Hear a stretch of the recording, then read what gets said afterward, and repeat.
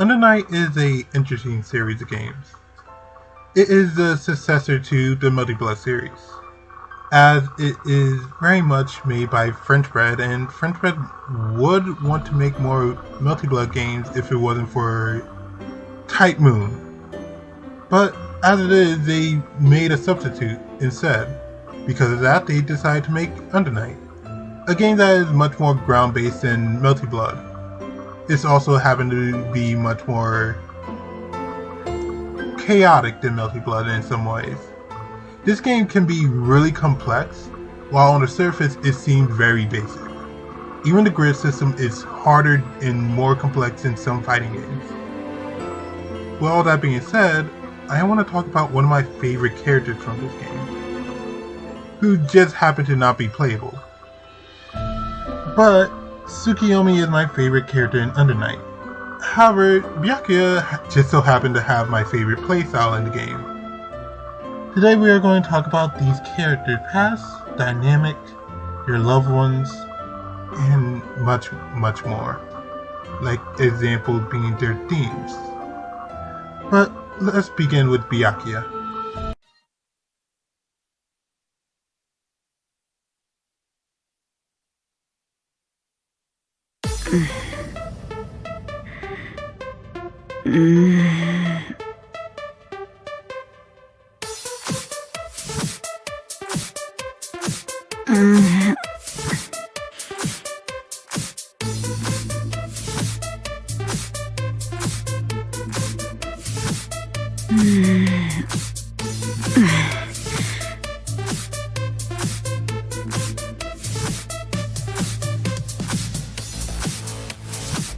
あれ、おかしいな。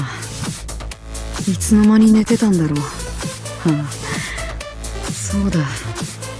寝たんだった。夢の中なら姉さんに会えると思って。In the past, Byakuya and his sister were extremely close to each other. They cared deeply for each other, but one day they were separated on one of their hangouts. Byakuya's sister would go out searching for another gift for her brother, keeping him waiting. Eventually, Byakuya would grow troubled by her lateness to return, so he left to go search for her himself, only to be gifted with the worst possible gift from his sister. 姉さん、どこ？返事して。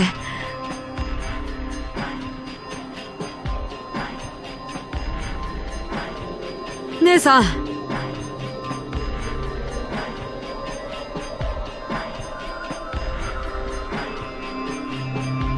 姉さん。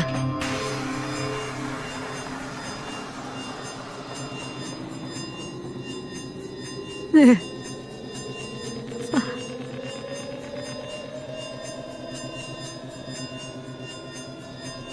ねえ。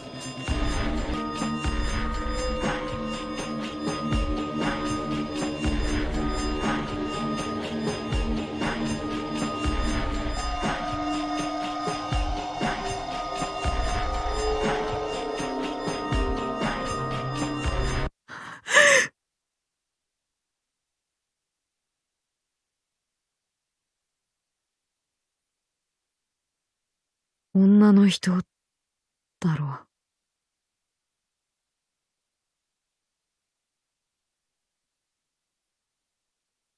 やめろよ。やめてよ。やめろ。やめ。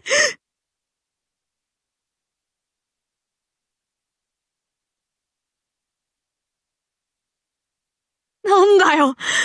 なんなんだよ、これ。一体、なんなんだよ。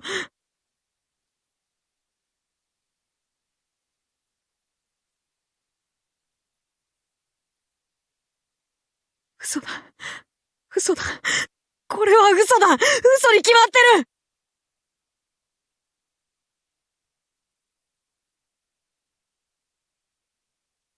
僕が、姉さんが、僕と、姉さんと、僕に、姉さんに、何をしたっていうの？これが、そこに倒れているのが、嘘だ。別人、他人だ。はははははははは。もう見ていられない。姉さんは本当に、綺麗だったよね。皮肉だよな。本当に皮肉だ。僕が、姉さんの姿を見間違うはずなんて、ありえないんだ。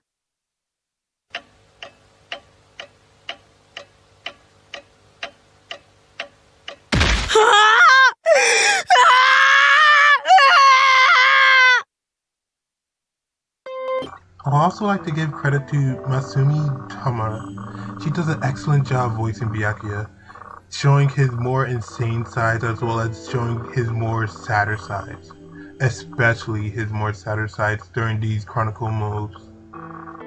This isn't really said, but it's very much implied that Byakuya has a stream every night where he flashed back to seeing his sister back alive to the last moment he saw her, and then he constantly blamed himself for that death.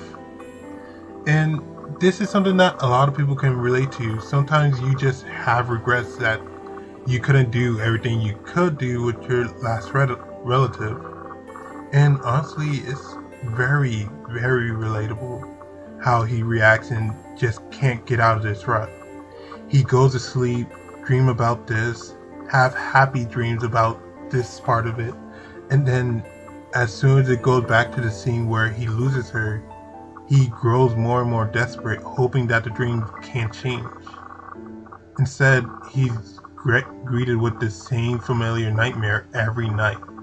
And then he wakes up in a raging fit, just can't control himself, breaking down. He cries himself back to sleep, nightmare, wake up in a raging fit to cry again. This is a cycle that Byakuya has forced himself into. And I'm going to show the scene of him waking up. This is to show just how good Byakuya's voice actor performance really is, as well as showing how deep and sad it is. どうしてなんだ？どうして僕の姉さんが、僕の大好きな姉さんが、なんで、どうして、こんなのって、死ぬなんて、そんな必要ないでしょ。運だとか、偶然だとか、意味がわからないよ。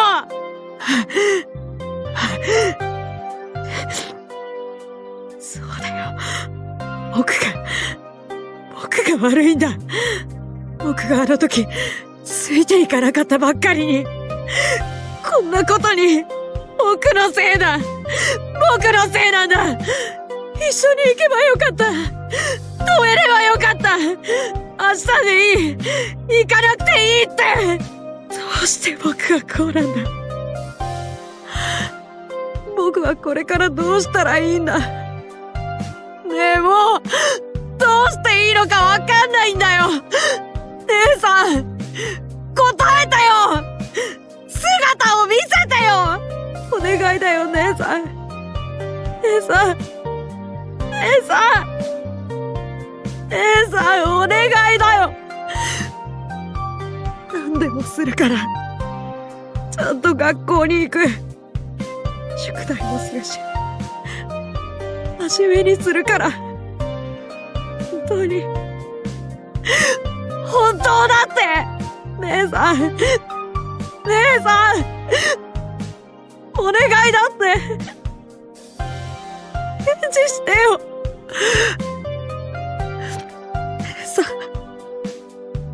姉さん。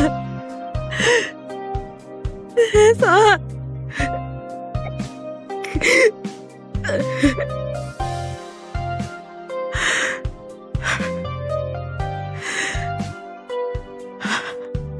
After staying in his room, crying himself to sleep for possibly 3 weeks or even more, having the same nightmare repeating that day with his sister, he had enough. He finally decided to go outside and look for his sister, despite knowing that she's already dead. There's a few things I want to note that might not be noticeable to most people, but Byakuya isn't exactly the best model citizen for a Japanese school student. He's lazy, he's not sociable with other people, he doesn't really make friends with other people, he just usually is unmotivated to do anything without his sister motivating her. And he doesn't really have much to motivate him. It's clear that his parent doesn't really care much for him. He just wants to move on with day to day. He's not obsessive to the point of his sister at this time, but he is just not fully motivated to just live life. And this is something that is always part of Byakuya. This isn't something that happened after his sister died. He was always lazy, he always had no friends. So it's tough for him when the only person he can really connect to is gone. Adds in the fact that Byakuya very much does not have high self-esteem. In fact, he's constantly putting himself down. And you really can understand why losing someone like his sister, who he has such great praises for, is something that he cannot accept. Byakuya is forcing himself to go outside to sate his delusion of his sister missing, rather than face the truth that she's dead. He finds himself pressured by the world around him, seeing everyone laughing, having fun, not being miserable just like him. He just can't handle the world right now, and he just breaks down in the middle of the street. うるさいんだよこれじゃ聞こえない届かないじゃないか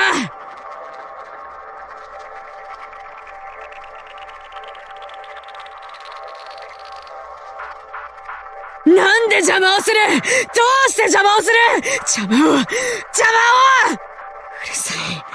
るさいようるさいお前らうるさいんだようるさいどいつもこいつも何言って何笑ってんだ全部雑音だゴミなんだよ邪魔だよさっさと消えろよどっか行ってよ僕と姉さんの邪魔をするなわからないよどうしてなんだろうなんでなんだろうこんなにたくさん人間がいるのにどうして姉さんだったんだろうお前らが死ねばよかったのに Then suddenly, as Byakuya is giving up on the world, he finds himself in a dark void, in a place where no light, no people, no sound. You feel like he's in a bit of paradise when he finally realizes he's stuck in a web. He's been caught by a monster, or what the series call voids. Despite his claiming to just give up on life, he has no desire to fully give up. He wants to keep going, he wants to live still, but he also just can't even imagine a world without his sister, a world living without his sister. And he just slowly gives up as a spider or whatever this monster looks like immobilize him. He then gets a vision of his sister. Finally, for another time, he gets to see his sister once again. To me, this scene isn't happening in reality. This is a small part of Byakuya deep inside of himself that telling himself that he wants to live, and that he can continue living without his sister.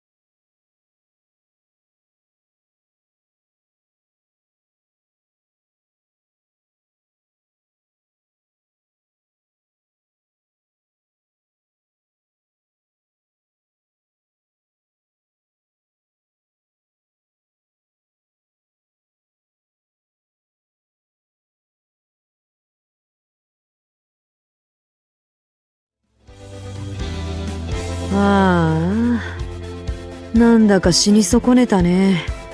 今日がそがれたっていうのか。やめたやめた。死ぬのはやめた。姉さんのいない世界をほったらかしてそっちへ行ったら、姉さんもきっと怒り出す。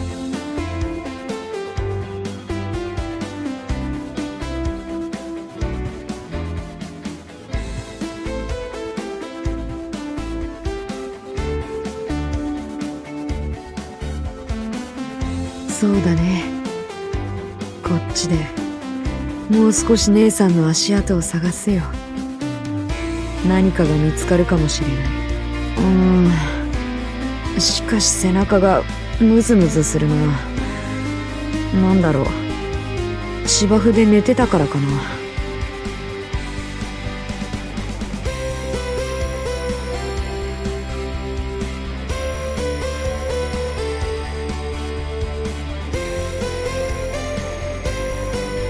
体を満たす謎のムズムズを背中に。 Now then, let's move on to Strick's past, or we should say Tsukuyomi, as she is known throughout the arcade mode game, as well as just general gameplay. For the most part, you will mostly know her as Tsukuyomi.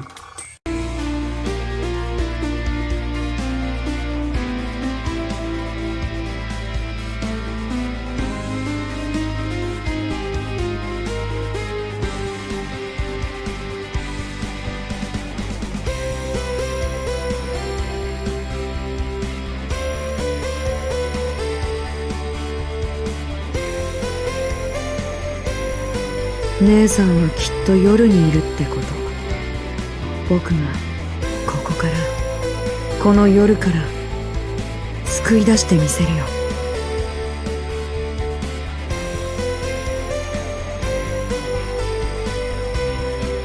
探し出せるかな。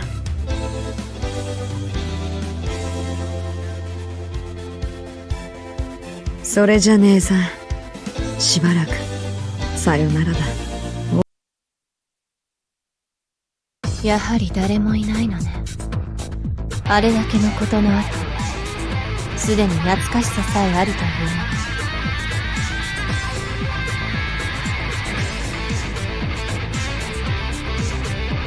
それも今はもう誰もいなくなった。いくら待とうとも誰も姿を見せない。晩期会はついえてしまった。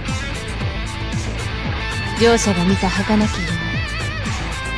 夢とそう呼んでしまうには悲しすぎる。もともとあそこは自由が第一であり、得た能力で皆好き勝手にという組織だったから、変化する必要もないのだろうけど、未練などないと思っていたけれど、外から見ればこの感情を未練というのでしょう。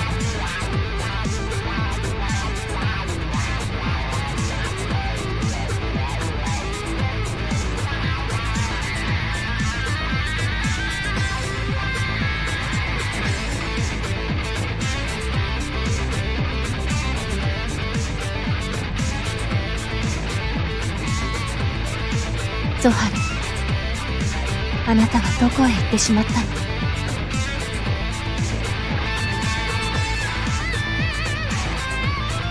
会ってもう一度話をしたい。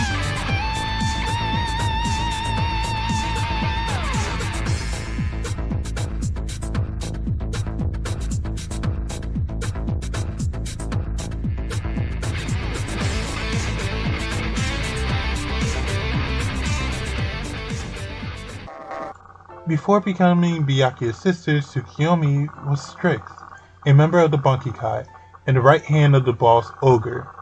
Her best friend Zohar was also part of the group. The Bankikai was the second strongest group of in-birth, only rivaled by Amnesia. The worst night for Strix was also the night that the Bankikai fell. The Bankikai and Amnesia have an agreement. To reduce damage to the city, they will have their two strongest members fight in an isolated area. That being their leaders, Ogre of the Bankikai and Paradox of Amnesia. Before the fight begins, Ogre sends Zorha out to find Godot, as he believes that Amnesia might be up to something. Strix stays with Ogre as her ability is to buff other abilities. She needs to buff Ogre. Finally, Amnesia arrives, with both groups sizing each other up and seeing how strong the other is. Of course, Paradox doesn't really believe anyone is up to her standards. Ogre kinda see how strong Paradox is, but also likes to just tap a bit against her ego. The two very much know that they are the strongest among the strongest. Finally, the fight begins. Ogre and Paradox seem to be at even levels. However, soon after, Ogre seems to have an advantage. However, this is mostly because Paradox isn't even using her full power. But neither is Ogre. However, the difference is Ogre can't use his full power. He doesn't know how to. Versus Paradox, she knows how to, but she just hasn't had anyone be able to keep up to let out her full power. Something happened in between this though. During the fight, one of Amnesia members disappears and something explodes. Ogre and Paradox ignore this and continue fighting. Despite this, Ogre is losing. He can't keep up with Paradox, keeping powering herself up. And Strix's buff isn't going to help him as much against a monster like Paradox.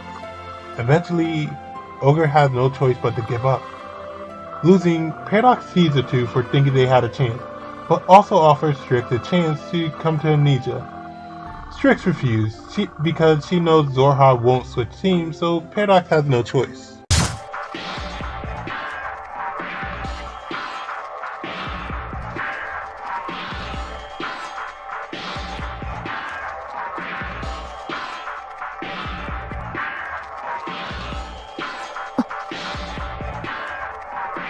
"なぜ外したの?"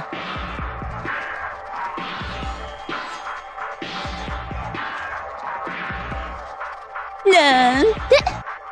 その覚悟に免じて一回貸しにしておいてあげる。貴重な能力ですものね。次に会ったら容赦しないから。パラドックス。これで私に首輪でもつけたつもり？あら、かわいい子犬ちゃん。よくわかったわね。賢いわ。これって貸し1なんだから、必ず返しなさいね。Paradox doesn't exactly let Strix live. Instead, she gives her ultimatum. That being, don't use your powers for others, otherwise you'll have to face my wrath, or join me and use your power for me and me alone. This, of course, is something that she had no choice for in the matter. And soon Bankikai disbands. However, Ogre sends Strix to, find Zorha. After all, she hasn't come back, but Godot has. So something must have happened. Plus, that explosion is something that they had to take care of. So Ogre, as well as Paradox, and the group of Amnesia both go to see about the explosion. Meanwhile, Strix goes to find Zorha. Strix can't find Zorha in the building, so she searches outside. Eventually, she does run into Zorha, but she finds her battered up. Apparently, unknown to both groups, a member of Amnesia was the cause of the explosion. There's some lore stuff that I'm not about to go into, because that's a whole thing. But basically what you need to know is Zorha tries to stop this, but fails, and ends up getting herself hurt, and ends up in her current state. Zorha asks if Ogre won. Strix tells her that he didn't win, and Zorha is disappointed by the answer. Strix, concerned for her friend, suggests joining Amnesia. This helps because, Strix is given an offer to join Amnesia, and she can easily just bring Zorha over. The problem is that Zorha takes this as a sign of betrayal, not just of the Bankikai, but of Ogre too. Strix was slightly thinking about Ogre, but she thought that Ogre can defend for herself. Plus, the Bankikai is bound to just fall apart now that Paradox just won. Now that both groups know that Amnesia is the stronger group, the member of Bankikai is just going to go over to Amnesia. Zoha starts raving on how she always wanted Strick's position. Strick's trying to be calm and calm down the situation by being impartial makes matter worse. You know, sometimes when someone is angry, they kind of don't want a calm person to calm them down. This goes on till eventually Zoha snaps. うるさい！まだ言ってんのか？お前はもう黙れ！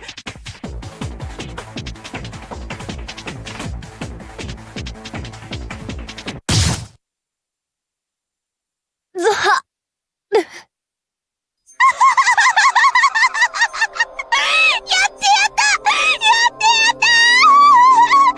これでオーガの隣は空席になった！うちのものだ！ずっとこうしたかったんだ！我慢してた！2回お前をこうしたかった！マサノに這いつくばるお前を踏みにじりたかった！待って！どこへ行くというの？どこへ？そんなのどこでもいいさ。まずはそうだよ。アムネジアへの霊か。あいつらぶっ殺す。そしてオーガを探して、あいつもぶっ殺す。待って、ゾハル。待って。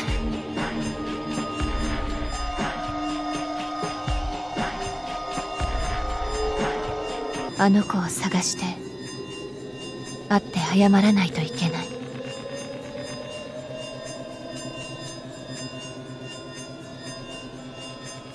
Due to Strick's inability to read her friend's emotions as well as her emotion for Ogre, she lost everything tonight. She lost her friends, her group, as well as just her vessel and ability to use powers. They weren't much in the first place as fighting abilities, but having it gone, she feels everything missing. Strick come up with a plan. Not a good plan, but a plan. After letting her body heal a bit, she's going to look for Zoha to help her as well as slap her. She can't exactly help her while getting some payback. Despite knowing how defenseless she'll be, she still goes out into the night. But she starts reminiscing on things. How her smaller moments with her friends actually made her happy. She appreciates what she had much more now that she lost it. Similar to Byakuya, how he grew to appreciate his sister much more. But in Byakuya's case, it was much more negative. This didn't help him. Whereas Strick's, this gives her strength. Remembering the good times with her friends actually keeps her going forward into doing more and more dangerous things, but having the resolve to just complete everything. Strick slowly starts to notice something though. She feels as though maybe her powers had completely given up on her. She feels no one around her, despite going straight into the night. She actually wonders if she just lost all her powers. That is until she finally runs into someone. そんな、君は。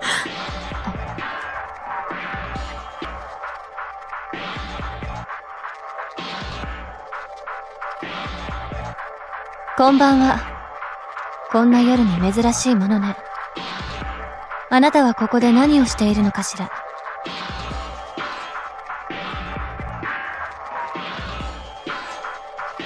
ああ、姉さん、こんなところに。姉さん？姉さんって、君、誰？それはこちらのセリフというもの。あなたこそ誰なの？私はあなたの姉ではないわ。わかってないな。そんなのもちろんわかってる。そこは君の言う通りだけれど。They continue to talk to each other, finding out small things about each other, like how Strick finds out that Byakuya's sister is dead, without him explicitly telling her. Meanwhile, Byakuya figures out that Strix has no way of defending herself. So Byakuya makes a deal, showing off that, he kind of killed everyone in the area already. So he's pretty strong. So he decides to say that he can be Strix sword and shield while Strix ends up being his sister. The two agree, and this toxic relationship start by, in a way, being a way of mending each other's wounds. 突然始まった兄弟ごっこ。姉さんと呼ばれるの。意外と悪くはないものね。すべてを失った狩宿としては収まりもいい。ゾハル。すべてはあの子を探し出すために。この子の茶番に付き合うことにしましょう。私の剣となり盾となり。存分に働き、散っていきなさい。我が弟、白夜。へえ、これが姉さんの目指していたうつろの夜なんだ。予想に反して人が多い。随分と賑やかなところだね。もっと怖いお兄さんたちが大勢待ち構えている。そんな地獄絵図を想像していたんだけれど、これならいつも通りの僕で大丈夫かな。白夜、気を抜かないこと。目指すはこの夜の中心。深淵と呼ばれる権限の泉。皆がその力を求め集い、一様に果てている。まるで孤独のようにね。そこは無理にでも優雅島とかもう少し優雅な表現をしてほしい。くだらないことを言う。せいぜいあなたのその甘さが命取りにならないことを祈っているわ。私の目的に届く前にその命が尽きることのないよう、私たちの交わした約束を守れるよう。開口の運命、その扉が私の前に開かれているのなら、そこにあの子の姿を見ることができるはず。だから何度も聞いてるけどさ、姉さんの目的って何なのさ。あの子っていう子を探している以外何にもわからない。こんな危険な夜に付き合わせているんだ。そろそろ教えてくれてもいいじゃない？ええ。だから何度も答えているはず。それはあなたが知る必要のないことだと。あなたは私を守る罪。私たちはそれだけの関係であるべき。チェ、黙って働くのもモチベーションがさ。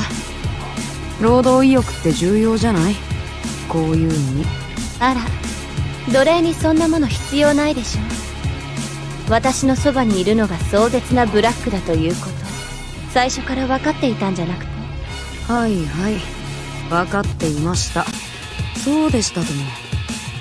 それじゃあこの気まずい話題を変えるためにも、そろそろこの夜のもとへと進もうか。愛する姉さんの願いのためにね。ええ、それでいい。あなたはその爪を私のために振るうだけでいい。余計な私枠は枷でありしがらみ。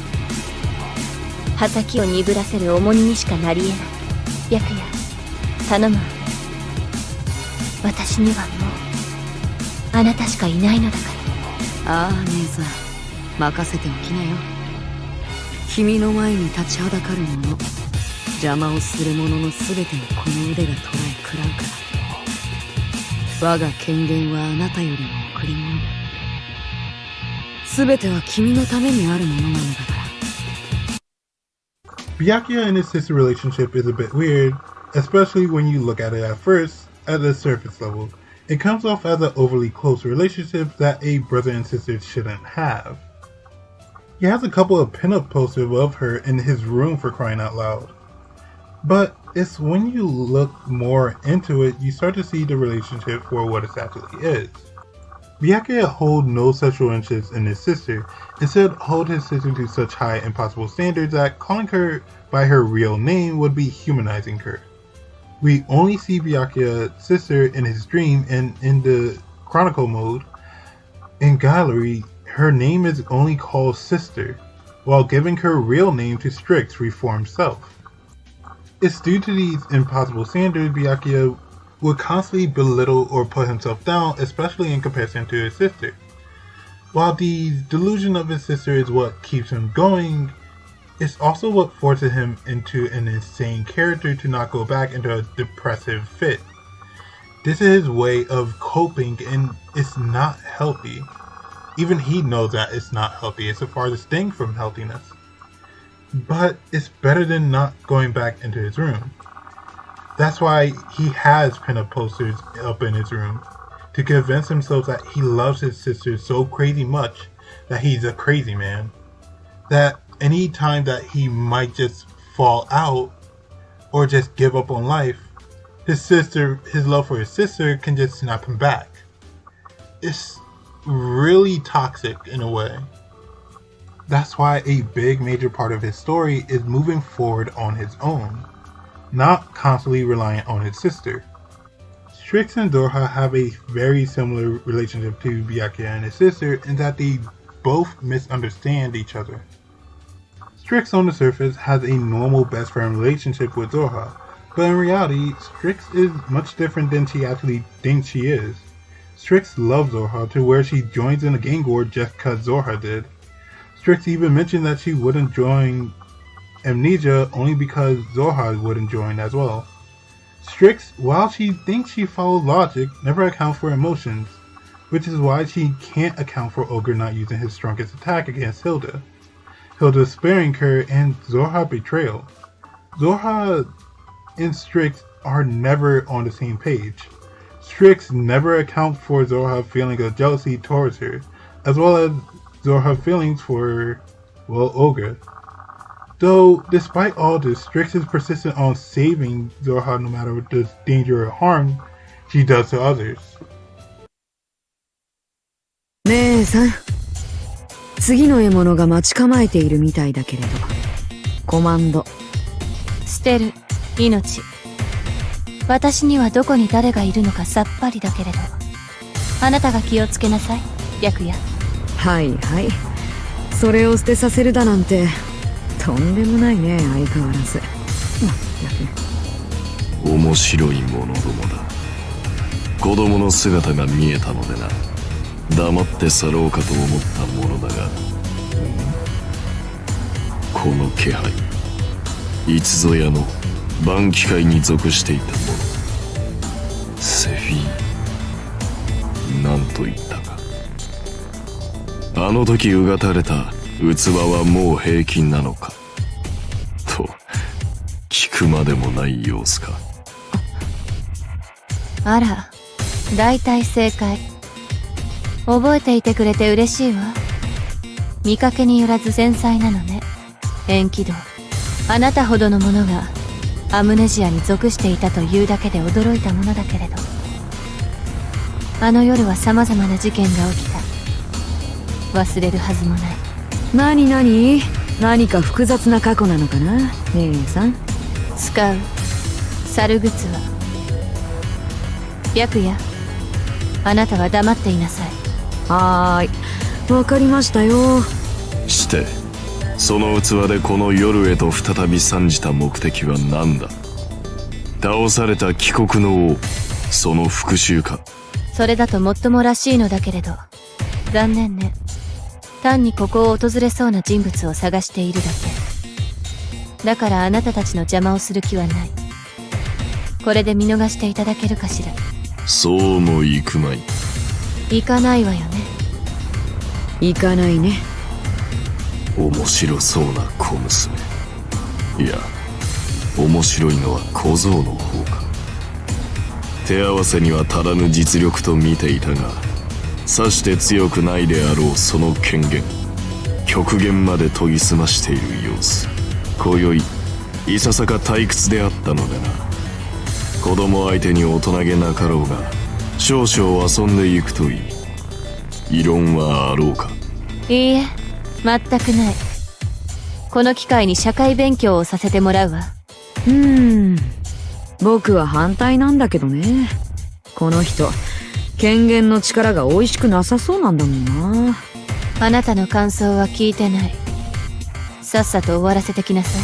はーい。出たよしサラ。そこがいいんだけど。ね。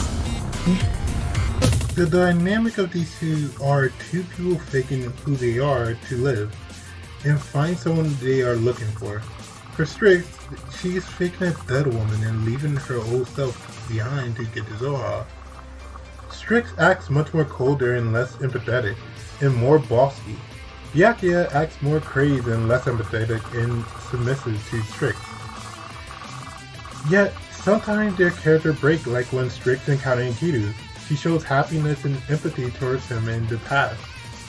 In Byakuya breaks character in their ending, as he wants to continue helping Strix, not as his sister, but from the desire to help Strix. Byakuya's incapability to always keep character even reflects in his theme and playstyle. His theme, Beat Eat Nest, start off hectic and fast, slowing down, a feeling more uniform till eventually after a minute and a half, it slowed down to a somber feeling, only to then be forced back to be much more hectic again, but never reaching the hectic nature like at the start, because Byakuya is aware that he isn't really crazy. In playstyle, you may do random traps at the beginning, but as you gain the flow of the fight, you start having a game plan. You start thinking for your next interaction, and your goal is to keep your opponent on the edge and make them fail to see your thought process. You are convincing your opponent and yourself of insanity for the mix. And just another thing to even point out how this is true, in the sequel that isn't out yet, Byakuya has a new theme, and even then, it is very much less hectic than the first theme, and it is very much trying to imitate that feel, but not get to that feel. Because once again, this is a Byakuya who is much more in line with himself and isn't fully submitting to that insanity. 借りは返す。別に私自身が借りたものではないのだから。あんな男にはかつての私の仲間だったので。はい、おしまい。一丁上がりってやつだ。ごちそうさま。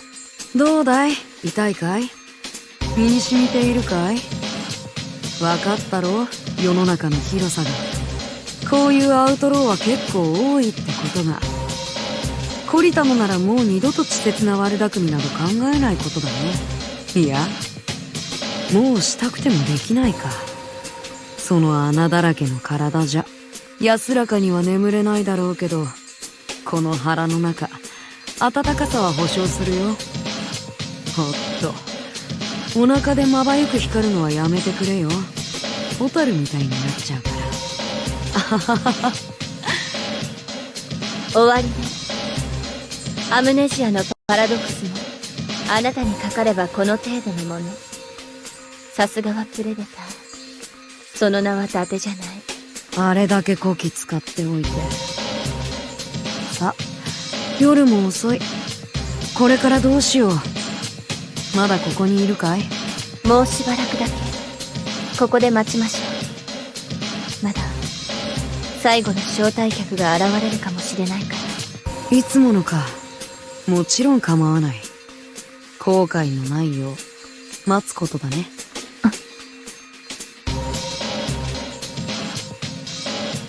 さあ姉さん、そろそろ帰ろう。空が明るくなってきた。夜が明けちゃう。僕も眠いよ。そうね。These two characters' theme of delusion and faking it till you make it is what I love about them.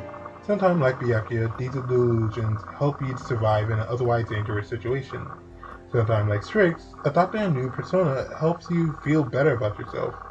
But why I like Strix is while she acts as she does, she uses the persona to move forward and help another person cope.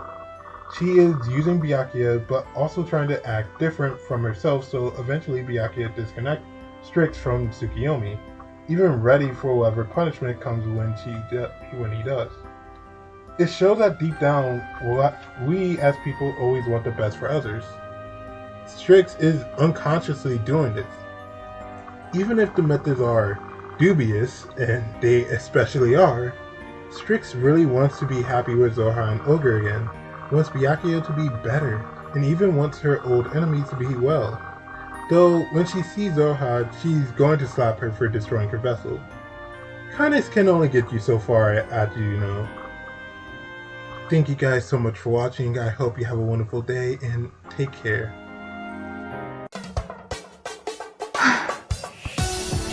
ねえストリクスもうやめないかなこの兄弟ごっこ。その目、嘘って丸分かりのふざけた目。けどそう、あなたが嫌だというのならそれも構わない。もともとあなたが私に付き従う義務などないのだから。今の私はいくら大きな口を聞こうとあなたなしでは動けない無力な人間。ありがとう。今まで手荒く扱ってしまって悪かったわね。待ちなって。ただで帰れるとでも思っているのかい。これまであれだけ僕の人権を蹂躙してくれてさ。好きにしなさい。今の私は空虚なもの。あなたに与えられるものは何もない。望まれるものが命であろうと体であろうと抗う理由も術もない。ああ、報酬としちゃそれも面白い。それじゃ遠慮なくいただこう。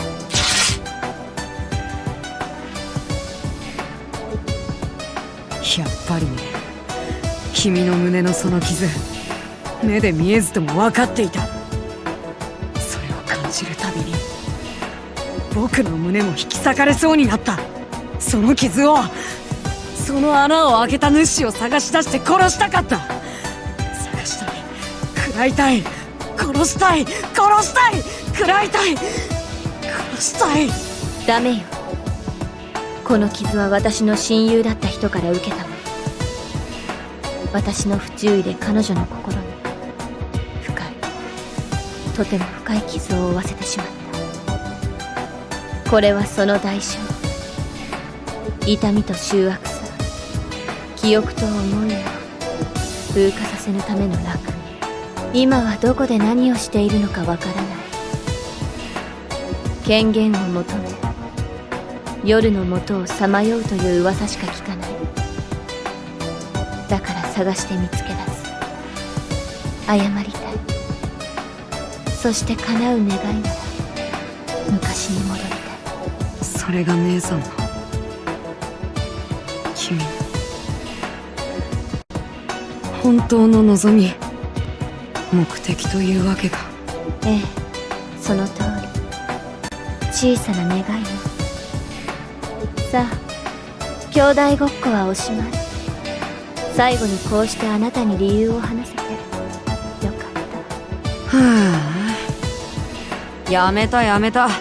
兄弟ごっこをやめるのはやめた。そんな話を聞かされたのならまだしばらく続けなくちゃならなそうだ。